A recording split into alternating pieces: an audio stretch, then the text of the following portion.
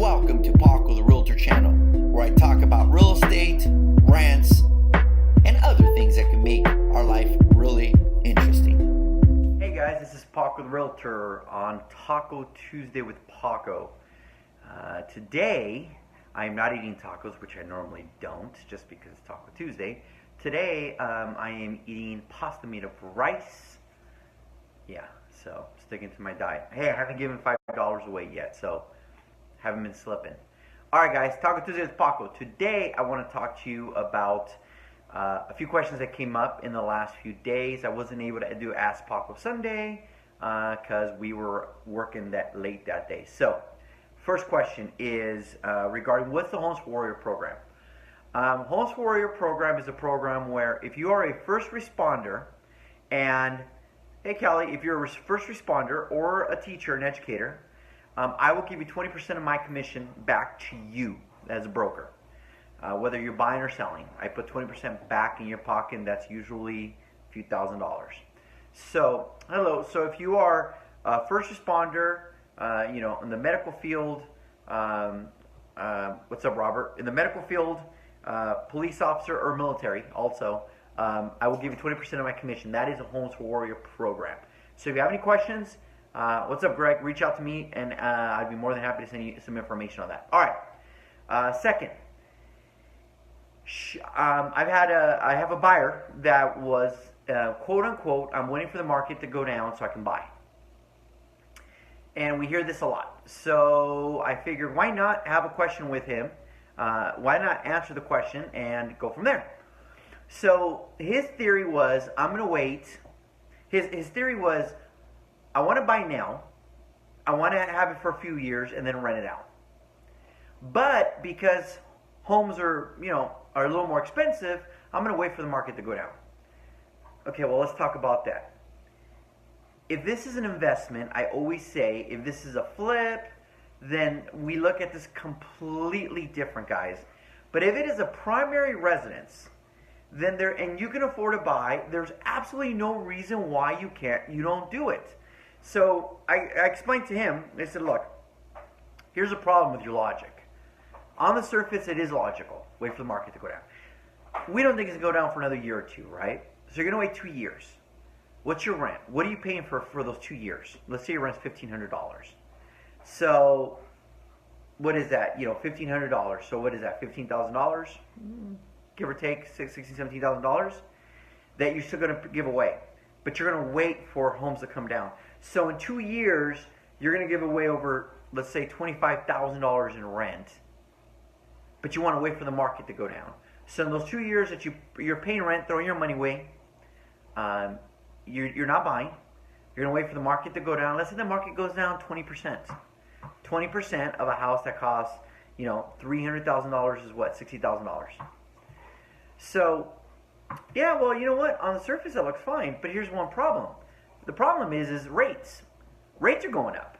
So you're going to wait to see if the market goes down enough, which if we all knew when the market was going to go up or down, we'd all be millionaires. What's up, Juan? So stop trying to time the market times you out. Second, rates are going to go up. They've already been going up. So yeah, you're going to get it cheaper. That's 10, 15, 20% cheaper, potentially, maybe. But now you're going to pay 2-3% higher in interest rate. So which one is it? Don't time the market. If you are a primary residence, first-time buyer, and you're looking to buy and you can afford to buy, you buy. I always tell the story. My dad bought his house in 91 for, I think I want to say 190. Then 2 years later, went down to 160. Yes, Dodgers are winning, and they're killing them. Went down to 160. Then it went up to the 300. Then it went down. Then it went up to $600,000 in the 05-06. Then it went down to 350. Now it's worth, wow, what, over $650,000, $700,000. But like my dad said, what's up, Eddie? It doesn't matter. I'm not selling the house. What's up, Heather? So if I'm not going to sell the house and it's a long-term investment, what do I care as long as I can afford the payment? Get your foot in the door. If I can, I just went to the gym, so I can't really, there you go. You saw my foot, right? Get your foot in the door, get it in there, and then have the house create long-term equity quicker than you can. Meaning a house can save more money, equity long-term, than you can. Saving every year, putting money away in the piggy bank. So let's start there. If you're just talking strictly numbers, real estate is always going to make more money long term than you are saving. It's a fact. What's up, Caesar? Good to see you, brother. So if you can buy and you're gonna live in it, then freaking buy. Don't time the damn market. If you're looking to invest, it's a whole different ballgame. And don't tell me it's both, because now you're in the middle. And I mean, yes, you want to make money on it, but no, you're not flipping it, so it's a whole different ballgame. Okay, so I hope that answers that question. It keeps coming up. 3, what am I going to do with my newfound equity? I'm looking to upgrade, but I'm seeing that everything out there is expensive. And my rate right now is at 4%. I see the rates are at 5%. What do I do? Okay, well, first of all, your goals dictate what you're looking to do. If your goal was, as soon as you had enough equity, was to sell and go from a 2-story to a single story, from a 3-bedroom to a 4-bedroom, from a certain neighborhood to a better neighborhood, from a certain school district to a better school district, from a city that's farther out from your work, because that's all you could afford at the time, to a city closer to your work now because you got more equity. Whatever the goal is, numbers don't lie. What you do is you have the goal. I need to sell my house because of X, Y, and Z. That's your goal. Okay. If I was to buy a house today, what would it look like? Well, step 1, if I was to sell my house today, how much equity would I have? How much would I have net after all expenses are paid? Title, escrow, property taxes, commissions. How much do I have? Let's say you have $100,000. Okay. If I put $100,000 into my new house, what's my payment going to be? And can I live with that? Rates are higher, so you're not going to save there, right?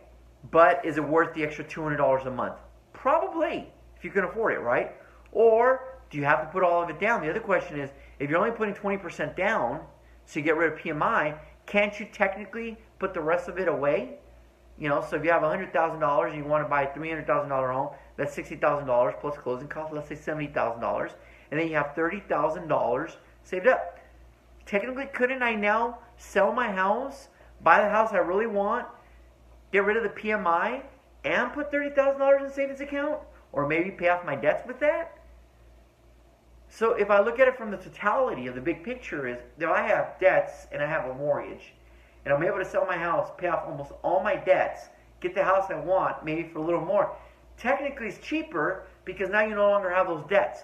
Now, if you have credit cards, don't go out and buy, just because you paid it off, go use them again. Got to be smart, right? So at the end of the day, your goals will dictate that. So when you call me up and say, Paco, I have all this equity, what do I do? Well, your goals dictate it. And if the numbers don't make sense, meaning you don't have enough equity to buy the house that you're looking for in the city you're looking for, then you don't do it. That's it. You wait a little bit longer or you stay. That's how you figure this out, guys. So start with the goal. 1, 2, find out what your net is after you sell your house. 2, once you know your net, now you know how much you could put down, then go to, hopefully you're pre-qualified. If not, you got to get pre-qualified. Find out what your new payment's going to be. What's up, Mercedes? What's up, Rodrigo?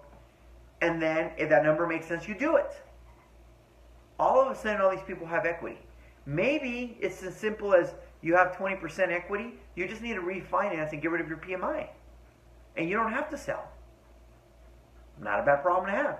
Now you do the numbers. Well, the rates are higher. Okay, but if the rate is higher, is it still beneficial to get rid of that PMI? Well, long term, yeah, it is. So remember, selling a home is completely dictated upon goals, not emotions. The emotions are going to come into play anyways, because it's a house. You want something bigger, cheaper, better, I get it. But you always start with the goal. Why do I need to sell? X, Y, and Z. My why of why I need to sell is the most important factor. That's why, then I do the research, and if the numbers make sense, you do it. If they don't, you don't. Get emotion out of it. Please. I know I say this, but the reality is it's not going to happen because buying and selling, next to divorce and death, buying and selling a home is the most emotional time in your life. We know this. That's why we have a job. Because it's our job to be unemotional. It's our job to tell you the facts. It's our job to tell you what you need to hear, Not what you want to hear. My job is to protect you and hold you accountable to your goals, not to be like, yay, kumbaya, everything's going to be okay, nothing's going to go wrong. Bullshit. Guarantee something's going to go wrong. What's up, Scott? Something always goes wrong. Always, always, always. Something always goes wrong, guys. Something always goes wrong. All right, guys. I hope everybody's having a good Tuesday. I'm watching the Dodger game kill Texas Rangers, so it's great. I hope you guys are having a good evening. As always, this is Paco the Realtor, broker owner, realtor local expert, storyteller. On Thursday, I will be telling you stories. Hey, Julie. Hey, Juan. About some people who have sold their houses, and I've been interviewing them and doing some things like that. Sold and bought and had some challenges. Then again, every deal has hair on it. There's just no way around. Every deal has hair. If it's not the lender, it's us. There's always something going on. What's up, Gabriela? All right, guys. If you guys need to get a hold of me, you know how. PacoTheRealtor.com, Paco the Realtor Facebook, Paco the Realtor Instagram, Snapchat. If you just have questions, just contact me. If I don't know the answer, I'll figure out who has it. You know, we know enough people in the industry that get you the answers. All right, guys. Remember, there's absolutely no reason why you can't buy and sell if you have your facts right. If you have your facts right and they don't make sense, you don't do it. But if you're not doing it because of the what ifs, because of the fear, or because you're not educated and you're just going off assumptions, you're already putting yourself behind the 8 ball, shooting yourself in the head. Don't do that. Get facts, make decisions off facts. All right, guys? Until next time, there'll be Thursday. Buenas noches. Adios. Hey, thank you so much for watching our videos. I appreciate it. If you really like the content, go ahead and like and subscribe to our channel. We'll be putting out a lot of content on a weekly basis, which will be real estate related and a lot of stuff of just me ranting. So thank you. Remember, subscribe.